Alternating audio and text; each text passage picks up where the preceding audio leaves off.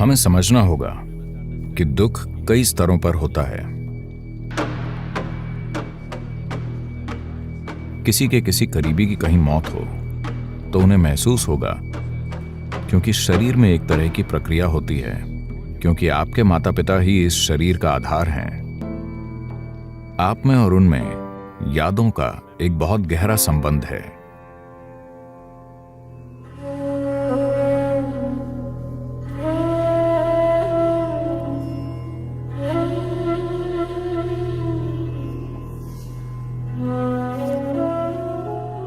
मृत्यु बस यही है कि जो व्यक्ति आपके पास था वो अब मौजूद नहीं है, बस यही। एक जीवन गायब हो गया। आप उसके लिए नहीं रो रहे हैं।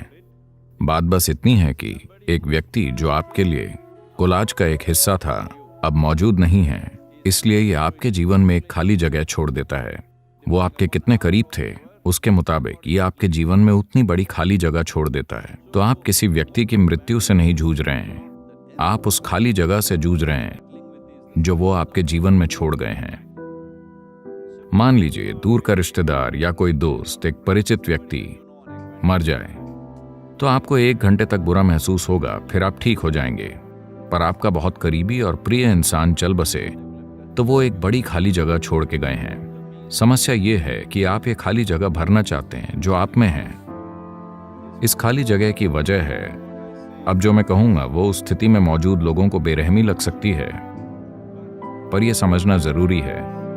अगर आपको सांत्वना चाहिए, अगर कोई मेरे पास आता है जिसने अभी अभी अपने प्रिय को खोया है, तो मैं उन्हें गले लगाकर उनका बचाव करूंगा और सांत्वना दूंगा। पर यह तय करें कि आपको आराम चाहिए या जीवन में एक समाधान, क्योंकि आज ये व्यक्ति मरेगा, कल वो मरेगा, परसों मैं खुद मर सकता हूं। कोई फर्क नहीं पड़ता, लोग मरते रहते हैं क्योंकि हम मरने वाले लोग हैं। आइए इसे समझते हैं। हम सभी मरने वाले लोग हैं। सबसे पहले हमारे मन में ये पक्का होना चाहिए कि हम एक दिन मरेंगे। तो हमें समझना चाहिए कि दुख कई स्तरों पर होता है। एक मानसिक दुख होता है, विचारों और भावनाओं में उस व्यक्ति की कमी महसूस होती है। पर एक और चीज ये है कि आपने उस व्यक्ति की अपने शरीर में कितनी याददाश्त बनाई है। मान लें कि अगर वो आपका बच्चा या पति या पत्नी या कोई बहुत करीबी रिश्ता हो, तो आपके शरीर में कुछ याददाश्त होगी। इसे पारंपरिक रूप से योग संस्कृति में ऋणानुबंध कहते हैं, यानी शरीर ने एक बंधन बनाया है। Your psychological friendships and companionships and love and whatever else you have. आपकी मानसिक मित्रता, मेल और प्रेम वगैरह से परे शरीर ने खुद ये बंधन बनाया है। कई लोग ये महसूस करते हैं उनका कोई करीबी कहीं मर गया, उन्हें कोई जानकारी नहीं मिली, पर अचानक उनकी ऊर्जा कम हो गई है और वो नहीं जानते कि क्या हुआ है, पर वो अचानक लगभग बीमार हो गए। वो कमजोर महसूस करने लगे। फिर कुछ घंटों या कुछ दिनों के बाद उस व्यक्ति की मृत्यु की जानकारी मिली, पर यह पता चलने से काफी पहले ही उन्हें वैसा महसूस हुआ, क्योंकि शरीर में एक तरह की प्रक्रिया है कि यादें खुद को मिटाने लगती हैं और आपको लगता है कि आपको कोई छोड़ रहा है। 21 साल की उम्र तक अपने माता पिता या बच्चों के साथ आपका ऋणानुबंध सबसे मजबूत होता है। 21 वर्ष की आयु पार करने को पहली तिमाही कहते हैं। योग की दृष्टि से जीवन का चक्र 84 साल का है। The first quarter is 21. पहली तिमाही यानी 21 साल। 21 से कम की उम्र में आपके माता पिता मर जाएं या 21 से कम उम्र का बच्चा मर जाए तो परेशानी सिर्फ भावनाओं में नहीं, शरीर में भी परेशानी होगी। वो शरीर में प्रकट होगी। शारीरिक इसलिए होगी क्योंकि ऋण अनुबंध मजबूत है। पर 21 के बाद काफी हद तक विचारों और भावनाओं में परेशानी होती है।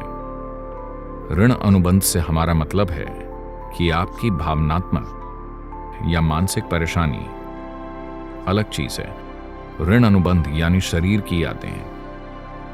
शरीर में यादें होती हैं क्योंकि जिसे आप माता पिता कहते हैं वो इस शरीर का आधार है। आपके बीच एक बहुत गहरा यादों का रिश्ता है जो 21 वर्ष तक सबसे मजबूत होता है। 21 के बाद यह कमजोर हो जाता है। पूरा खत्म नहीं होता, बस कमजोर होता है। मान लीजिए कि आपकी उम्र 42 वर्ष है और आप एक पुरुष हैं, तो आप में तब भी काफी दर्द भरा ऋण अनुबंध होगा। पर अगर आपकी उम्र 42 साल है और आप महिला हैं, तो आपका ऋण अनुबंध ना के बराबर होगा।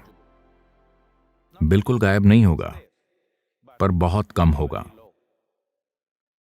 तो आपकी पीड़ा काफी हद तक भावनाओं और विचारों में होगी। अगर आप मानसिक और भावनात्मक रूप से संतुलित हैं, तो आप देखेंगे कि आप इसे आसानी से संभाल लेंगी, क्योंकि सिस्टम में शारीरिक उथल पुथल नहीं होगी। पर अगर उनका पति मर जाए, तो वो ऋण अनुबंध शारीरिक परेशानी देगा, क्योंकि वो अलग तरह का ऋण अनुबंध है। 7-7.5 साल से कम उम्र के बच्चों में ज्यादा ऋण अनुबंध नहीं होता। माता पिता में शायद बहुत अधिक ऋण अनुबंध हो, पर बच्चों में ज्यादा ऋण अनुबंध नहीं होता। वजह सिर्फ मानसिक नहीं है। 7.5 साल से कम के बच्चों को ज्यादा तकलीफ नहीं होती, शारीरिक उथल पुथल नहीं होती। देखभाल न हो तो परेशानी हो सकती है। अगर वैसी स्थितियां हो तो मैं इस चीज की गहराई में नहीं जाना चाहता, पर अगर किसी महिला की उम्र 42 से ज्यादा है और वो अपने माता पिता को खो दे, This is why in this culture, women are not required to do karmas. तभी इस संस्कृति में महिलाओं को कर्मकांड नहीं करने पड़ते। कर्मकांड मृतकों के लिए होते हैं, आप पर उनका ज्यादा असर नहीं होता। पर 21 से कम के लोगों को कर्मकांड करना बहुत जरूरी है, क्योंकि वो मृतकों के लिए भी है और आपके लिए भी। यह आपके लिए बहुत जरूरी है, क्योंकि जो मर गया वो गया, जो होता है हुआ। पर शायद आपके जीवन में उथल पुथल बनी रहे, क्योंकि एक भौतिक याददाश्त है जो आपको एक अलग स्तर पर पीड़ा देगी।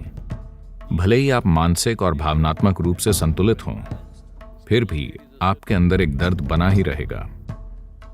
इसके लिए ऐसे योग अभ्यास हैं जिनसे आप शरीर को फिर से जीवंत कर सकते हैं। इसकी एक पूरी व्यवस्था है।